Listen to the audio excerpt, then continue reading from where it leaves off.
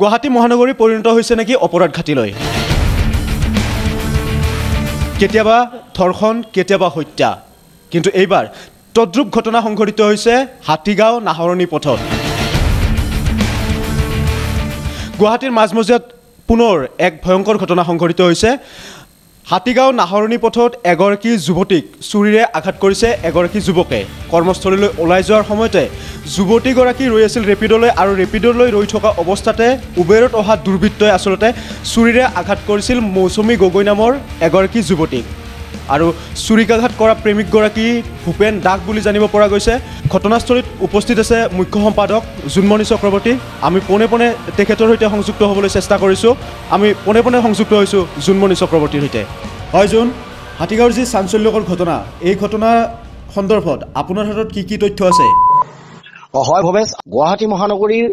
দিছপুৰৰ গাঁতে লাগি থকা এই যি পথ এই নাহৰণি পথতে সংঘটিত হৈছে এই ভয়ানক হত্যাকাণ্ড এই হত্যাকাণ্ড সংঘটিত কৰিছে নলবাৰীৰ এজন যুৱক যিজন যুৱক ভাড়া থাকে বশিষ্ঠৰ এটা ঘৰত আৰু পেছাত যুৱকজন এজন গাড়ী চালক আৰু ইতিমধ্যে আমি জানিব পাৰিছো যে যুৱকজন এজন চিটি বাছ চালক বুলি আৰু এই যুৱকজনে হত্যা কৰিছে টিংখাঙৰ এগৰাকী যুৱতীগৰাকীৰ নাম হৈছে মৌচুমী গগৈ আৰু মৌচুমী গগৈ নাহৰণি পথৰ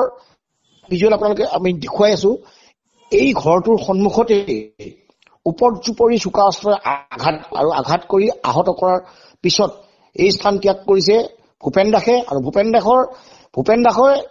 ভূপেন দাসেও নিজে আত্মহত্যা কৰাৰ এটা চেষ্টা চলাইছিল আৰু চেষ্টা চলাই ব্যৰ্থ হৈছে বুলি আমি জানিব পাৰিছো ইতিমধ্যে আৰু ভূপেন দাসক এক শোচনীয় অৱস্থাত জিএমচিলৈ আৰক্ষীয়ে প্ৰেৰণ কৰিছে আৰু ইতিমধ্যে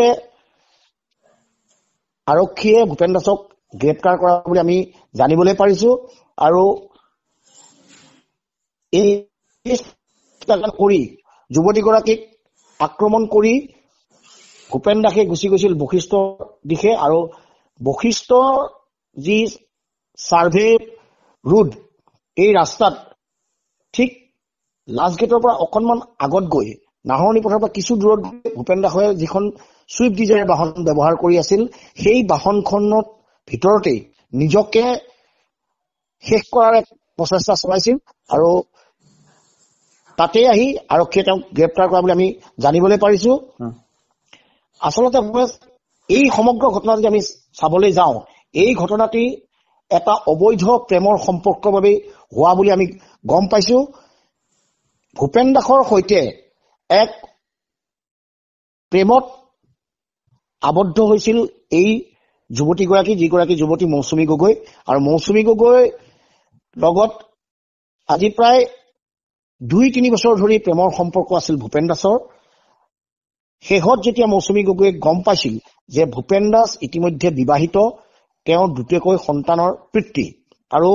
এই কথা গম পাই লাহে লাহে আঁতৰিবলৈ চেষ্টা কৰিছিল ভূপেন দাসৰ পৰা আৰু যুৱতীগৰাকীও এই মৌচুমীয়ে এইৰ বিৰুদ্ধে পাণবজাৰ মহিলা আৰক্ষীত এটা গোচৰ ৰুজু কৰি থৈছে আৰু ইয়াৰ পিছতে হয়তো ভূপেন দাসে যি এই আক্ৰোশ পূৰা কৰিবলৈ মৌচুমীক হত্যা কৰাৰ এক ষড়যন্ত্ৰ ৰচিছিল আৰু গম পাইছিল যে কোন সময়ত মৌচুমী ওলাই যাব ক'ত থাকে মৌচুমী এই ঘৰটোত মৌচুমী থাকে বুলি গম পাইছিল আৰু গম পাই খাপ পিটি আছিল এই ডিজায়াৰখন লৈ যিখন ডিজায়াৰ ভূপেন দাসে ইতিমধ্যে আপোনালোকে আমি দেখুৱাই ভূপেন দাসে ব্যৱহাৰ কৰিছিল সেই ডিজায়াৰখন লৈ তাতে ৰখি আছিল পিছত যুৱতীগৰাকী ওলাই অহাৰ পিছতে উপৰ্যুপৰি চোকা অস্ত্ৰৰে আঘাত কৰিছিল আৰু যুৱতীগৰাকী কৰবালৈ যাবলৈ এটা হেলমেট লগত লৈ আহিছিল আৰু সেই অৱস্থাত যিগৰাকী তেনেধৰণে আক্ৰমণ কৰি পেলাই থৈ যায় ততাতৈয়াকে আৰক্ষীয়ে জিএমচিলৈ প্ৰেৰণ কৰে যদিও ইতিমধ্যে গৰাকী মৃত বুলি ঘোষণা কৰিছে আমি যিটো কথা জানিবলৈ পাৰিছো এই বাহনখন ভূপেন দাসে কাৰোবাৰ পৰা 3 দিনৰ কাৰণে ভাড়া লৈছিল আৰু ভাড়া লৈ কালি খ্ৰীষ্টমাছৰ কাৰণে ঘূৰিছিল আৰু আজি তেওঁ কামাখ্যা যাম বুলি কৈছিল আৰু এই 3 দিনত কাইলৈ এই বাহনখন লৈ যোৱা কথা আছিল পবিতৰালৈ এনেধৰণে যিগৰাকী গাড়ীৰ গৰাকী তেখেতক কৈ গাড়ীখন লৈ আহিছিল আৰু মাজে সময়ে এনেধৰণে তেওঁ গাড়ী লৈ যায় এতিয়া কথা হ'ল কি, ইমান ব্যস্তপূৰ্ণ গুৱাহাটী, আৰক্ষীয়ে গিজগিজাই থকা গুৱাহাটী, আৰু এই গুৱাহাটী মহানগৰীৰ মাজ মজিয়াত দিন দুপৰতে প্ৰায় 11:30 বজাত এই ঘটনা সংঘটিত হৈছে। তেতিয়া চাওক, দিন দুপৰতে যদি এনেকুৱা ঘটনা সংঘটিত হয়, কিমান সুৰক্ষিত মহিলা এই গুৱাহাটী মহানগৰী। ধন্যবাদ জনাইছোঁ জোনমণি। আৰু শেহতীয়াকৈ যদি কিবা তথ্য আপুনি লাভ কৰে তেতিয়াহ'লে পুনৰবাৰ আপোনাৰ সৈতে আমি সংযুক্ত হ'ম। আৰু এইদৰে আচলতে এই লোমহৰ্ষক ঘটনা সংঘটিত হৈছিলে হাতীগাঁৱৰ নাহৰণি পথত, আৰু এইদৰে ঘাতক ভূপেন দাসক ইতিমধ্যে গ্ৰেপ্তাৰ কৰিছে আৰক্ষীয়ে। আৰু সম্পূৰ্ণ ঘটনা আপোনালোকক অৱগত কৰিলে জোনমণি চক্ৰৱৰ্তীয়ে, আৰু ইয়াৰ পৰৱৰ্তী প্ৰতিবেদনত আমি সবিস্তাৰে নতুন নতুন তথ্য উদ্ঘাটন কৰিবলৈ চেষ্টা কৰিম।